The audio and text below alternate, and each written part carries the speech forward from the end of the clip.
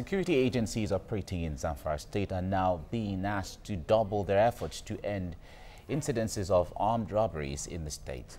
National Association of Nigerian Students showed its concern at a press conference held in Sokoto, and TVC News' Suleiman Nasser reports. NANS is worried by the incessant killing in Zamfara State by armed bandits, which is gradually turning the northwest state into a killing field. The Senate of NANS, led by its president, Comrade Bashir Goro, is tasking the security agencies to rise up to the challenges facing the people of the state. Continuous wanton killing have provided us with warrants against a moment of sober reflection that have compelled us as a NANS as a body to once again call on the federal government to revisit its security architecture across the state, as it is very obvious that whatever model the security agency in Zamfara State have been using in order to provide swift response to the stress call and curtail the successive recurrence of this unwanted killing. These calls have now become more louder. The student want the federal government to hasten the relocation of one brigade Nigerian Army Sokoto to Zamfara for proper and effective coordination of the military operation in the state. They also expressed sadness and disappointment that despite the security presence in the state, the killings continue. Security, we cannot develop as a nation. Security first before everything. When we talk about security, we basically talk about life. When we talk about life, then that's the final of it.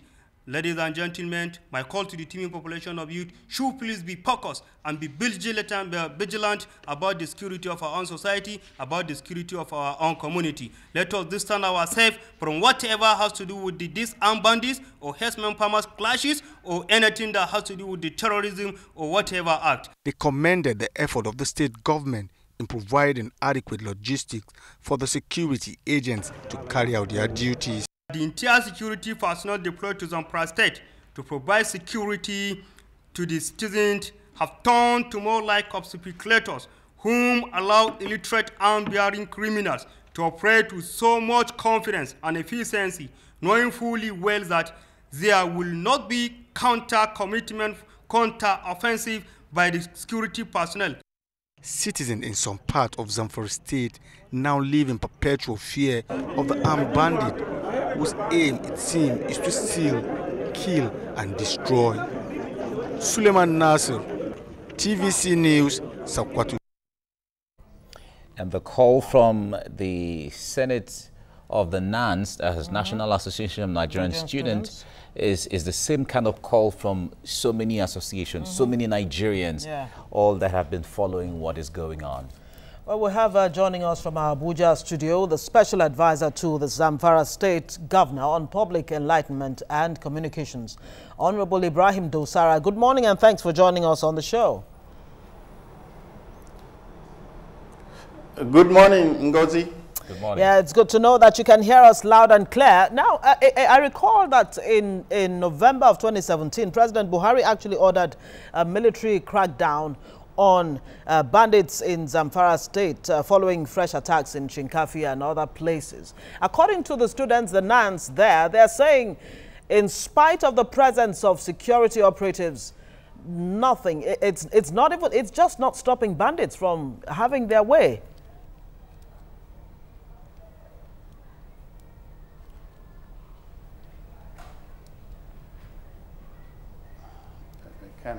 Okay, you didn't hear my question. Let me rephrase and make it as brief as possible.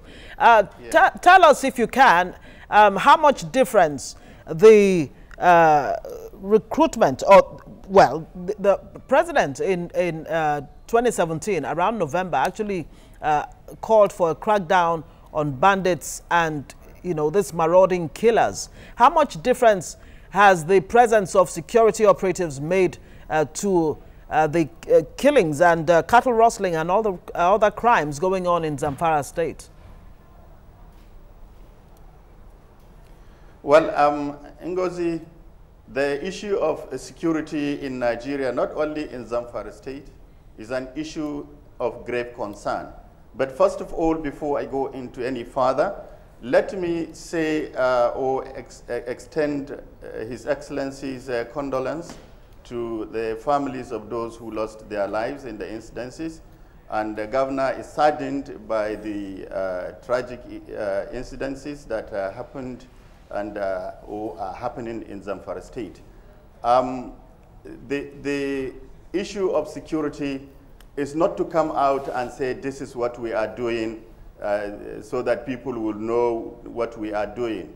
It is between the leaders and their God, because it is a well-known fact that government is all about security. There is no governor or any head of government who will play with the lives and property of his people. So likewise in Zamfara State, His Excellency is doing everything humanly possible to ensure the protection of lives and property in Zamfara State. Honestly speaking, he has been collaborating in consultation with high military commands and other security operatives in the country to ensure that the ongoing situation in Zamfara State is curtailed. So everything is being done, except that, you know, because of so many factors, the situation is becoming very difficult for the security outfits. One, we have shortage of security personnel. Okay. They are inadequate in Zamfara State. Two, Zamfara State is surrounded by thick forest, which facilitate the hideout for the criminals. And then Zamfara State is also a place that borders with other areas, especially the neighboring countries of Mali and Niger, which facilitate the infiltration of some bandits resulting from the war in Libya and the unrest in Mali. So all these factors contributed to make the things very difficult for Zamfara State government, in spite of the huge amount of money being invested into the security of the lives and property of Zamfara State. Like I said, security, government is all about security. Security of lives, security of property, security of education, security of welfare, security of food security. So the government and the governor are doing everything possible to make consultations with high military commands, consult the president and all the stakeholders, both within and outside Zamfara State, to ensure that this insecurity situation is curtailed. Zamfara, we are faced with three major security challenges like other northern states. One is the cattle rustling.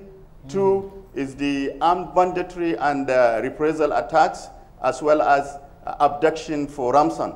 These are the major security challenges Zamfara State is facing, and the government is doing everything possible, ranging from supporting or giving logistic support to the military personnel, reporting to the military high commands the situation, exchanging ideas and information, and as well as providing operational vehicles to the security to facilitate them carry out their work. But like I said earlier, the problem is we have inadequate security personnel.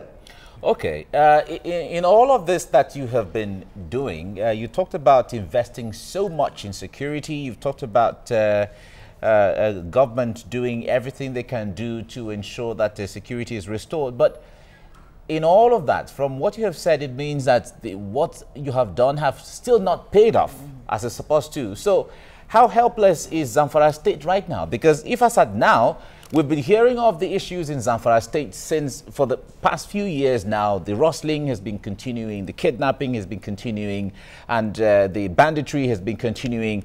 And you talked about the shortage of personnel. You talked about the forest is still there, the shortage of personnel is still there, and then Zamfara State still remains a border state to some of the countries you talked about. So what new is government coming up with to handle the situation?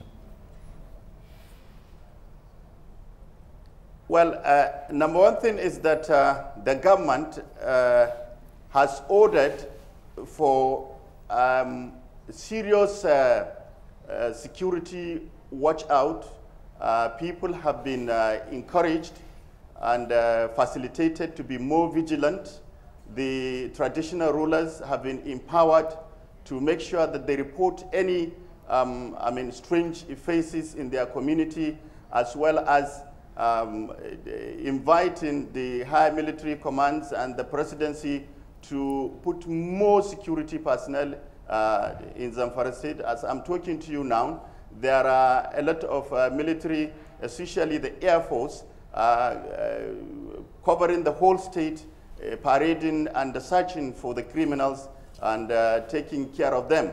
And just of recent, His Excellency ordered the security agencies that anybody that is found with AK-47 moving with it within the community, he should be shut down because he should be considered as an enemy of the community.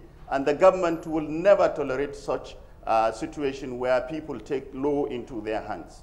Like I said, the government also is collaborating with the military agencies. Some of the information we cannot share them on television or radio stations because they are highly secret. When you are in a war, you cannot disclose what you are doing because you have to, or rather, what you are looking for is success. So you have to keep your information secret. But I can assure Nigerians that the governor, Abdulaziz Yari Abubakar, and his government is doing everything possible to ensure the curtailing of the happening in Zamfara State and to ensure the security of lives and property there.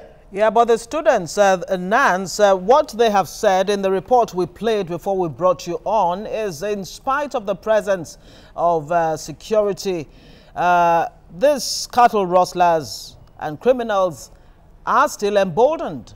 They're going about their operations without let or hindrance.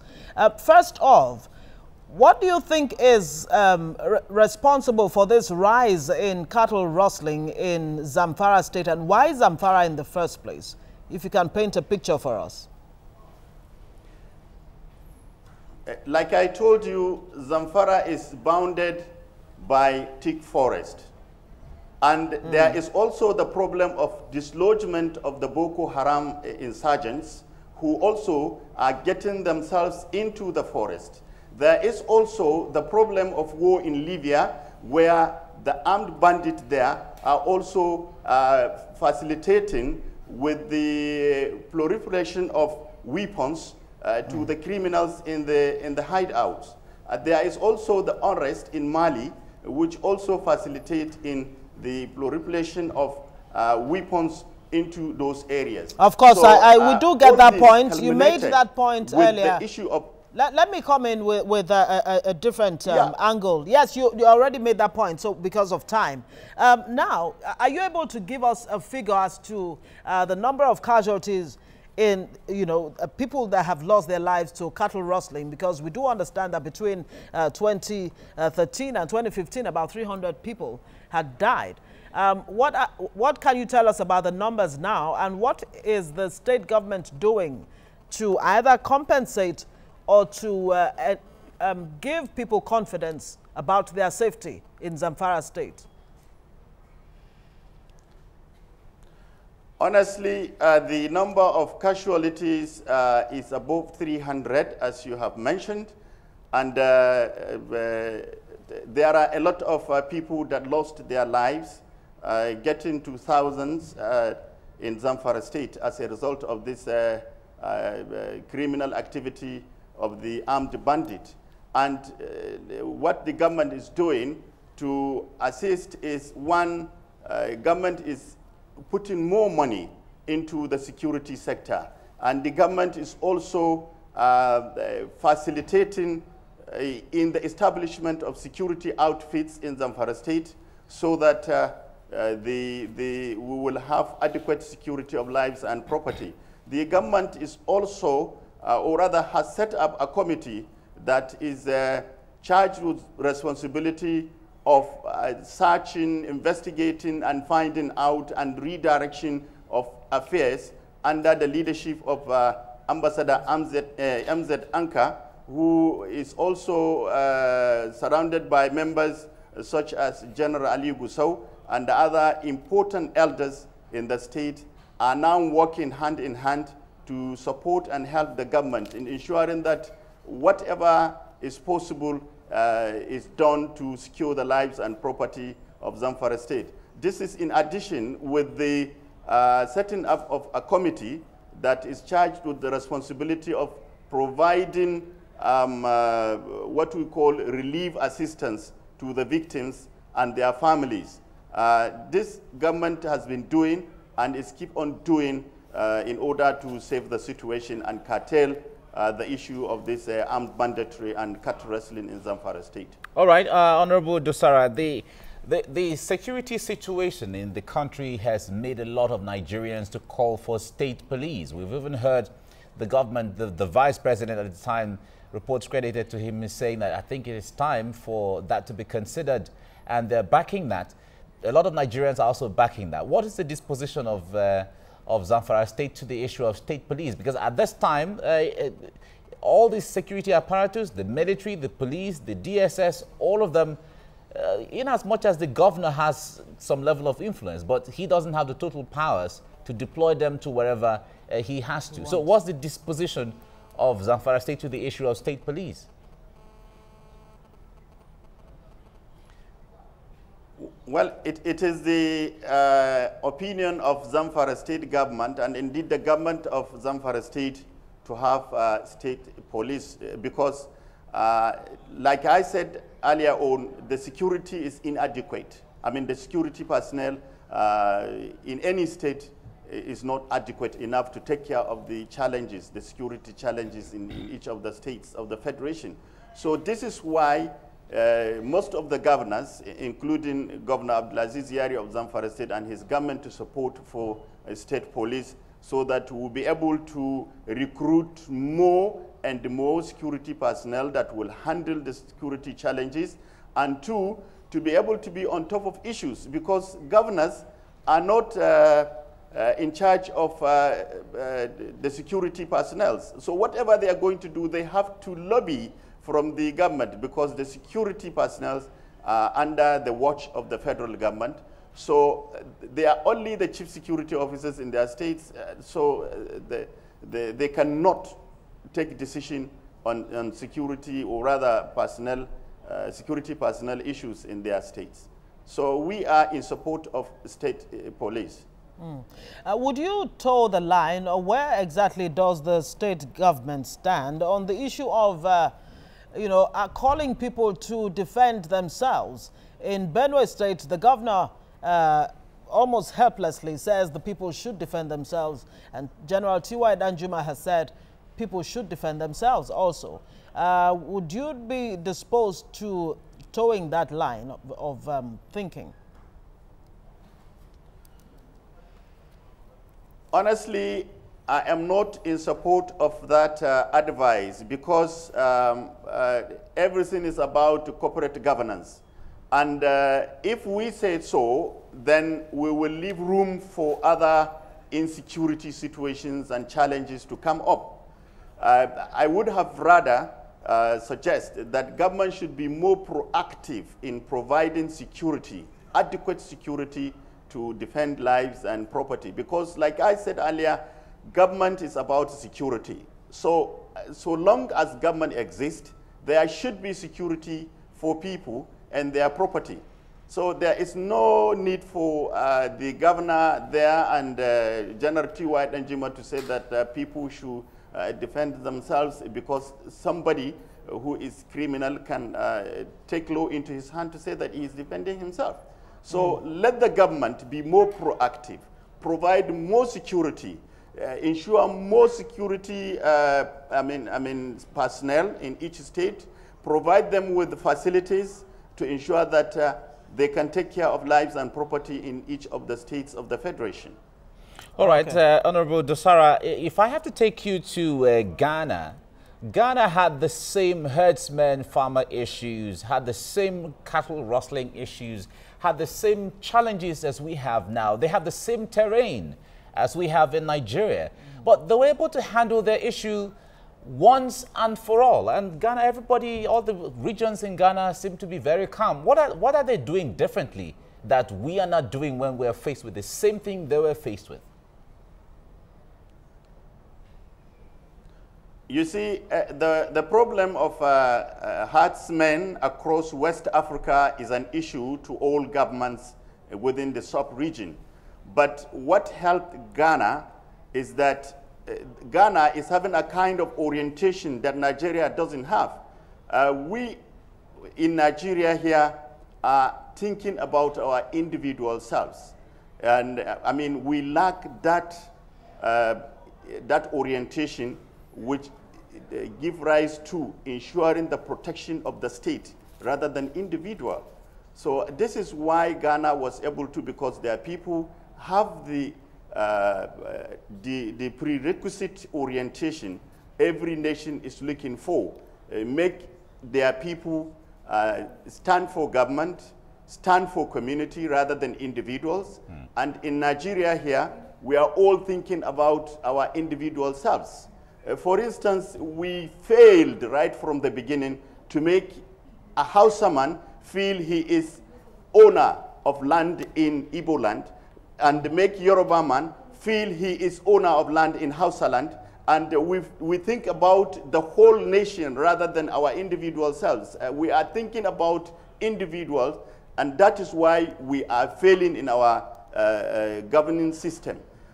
We need to give that kind of orientation where everybody should think about the whole state rather than himself or his family. Right, so exactly what differentiates us, yes. And that is why Ghana was in this case, able to succeed. In this case, that kind of leadership and patriotism is galvanized by the leaders, and that is what we saw in Ghana. And if Nigeria is not able to do this, right from the local governments to the state and federal, would you agree that the governments in Nigeria have failed? Honestly, if we had that orientation right from the beginning, all these things wouldn't have been happening. But because we don't have that orientation, our system is corrupt. The corruption in Nigeria is one of the fundamental issues that is making everything very difficult for governance, for the individuals, for everybody. Unless we instill the discipline that will take corruption out of our minds, I'm sorry, we will have to be facing these kind of challenges, and God knows where we will be heading to. But honestly, corruption is so endemic in our system that it prevents us from doing everything. And we have to put hands on deck to make sure that we become one entity, we become one Nigeria, and we take corruption out of ourselves, we take individualistic thinking out of our minds, so that we become a united entity, Nigeria, that will be able to push everything forward the way we should. And it will take time, but I know if we do this, I'm sure Nigeria will be another thing entirely different from what we have in the present day.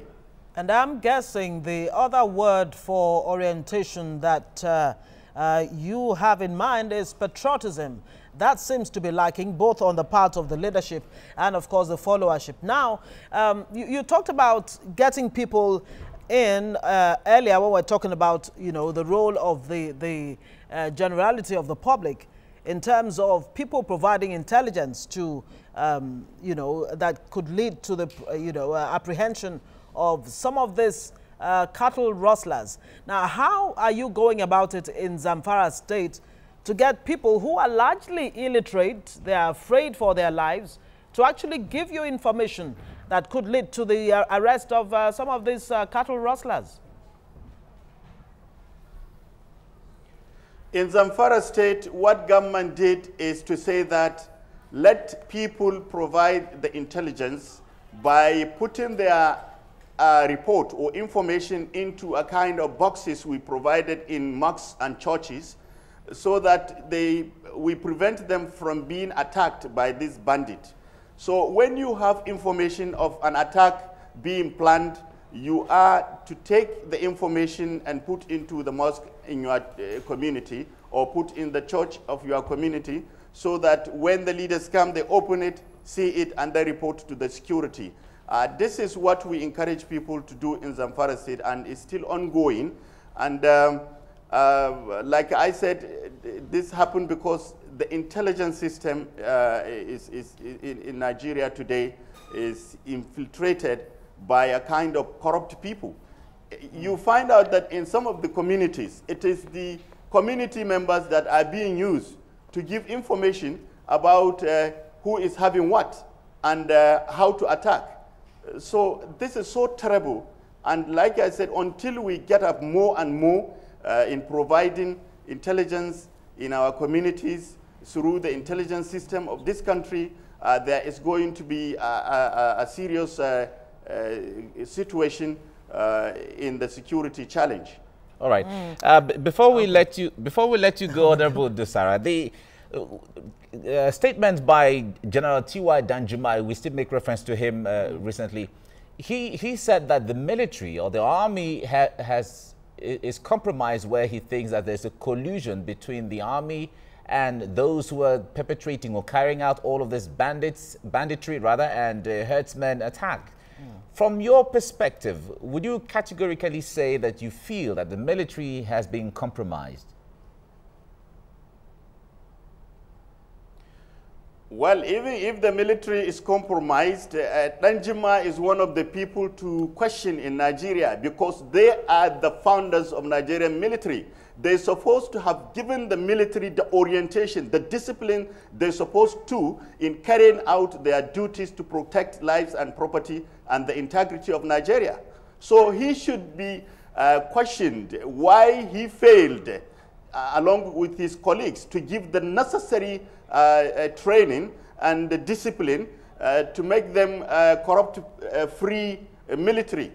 So in any way, I'm not in his support, but like I said, the problem is about Nigeria.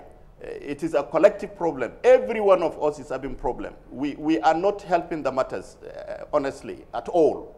Yes, indeed. And a very final question there. We do gather that in the course of the arrest of some of these cattle rustlers, one Buharian general was arrested or even killed. Now, one of them, a vigilante member, was said to be part of these cattle rustlers. Can you tell us that about the you know, how you recruit vigilante members into the groups in such a way that you don't end up training them and arming them, you know, to become enemies of the state? Well, what happened was we earlier on had what we call reconciliation between the two warring factions. That is the vigilante group and then the armed bandit, because it was perceived that the two were fighting themselves, which degenerated to reprisal attacks in communities. So on the advice of high military commands and the president, Governor Yari decided to set up a reconciliation committee between the two, and it was successfully done. But unfortunately, because other people are gaining behind this crisis, they decided to sabotage the issue of the reconciliation, which led the Buhari Ndaji, who was killed by his armed men, to be out of the reconciliation. And some of his members who agreed to have reconciled and handed over their weapons, because the Zamfara state government received about 4,000 weapons from the armed bandit. So they tried to make him agree and let's go on in the implementation of the reconciliation process, which he refused, and that led to those who have dropped down their guns to shot him killed. And the head of, the president, in his last visit to Zamfara state, advised the military and the government of Zamfara not to relent in their effort, as many Buharis will be around, and many of them will be trained and groomed to be attacking the communities. So is put on them, and all plans are on deck to make sure that these criminals are not allowed to be breeded within the community of Zamfara State. All right, we have to leave it here now. I can assure the Nigerians that the military and the other security are doing everything possible to curtail and stop this happening. All right, Honorable Ibrahim Dosara, thank you so much. You're the Special Advisor to Zamfara State Governor on Public Enlightenment and Communication. Thank you for talking to TVC Breakfast. Mike and Ngozi, it's nice having you and having me in the studio. Absolutely. Thank you very much.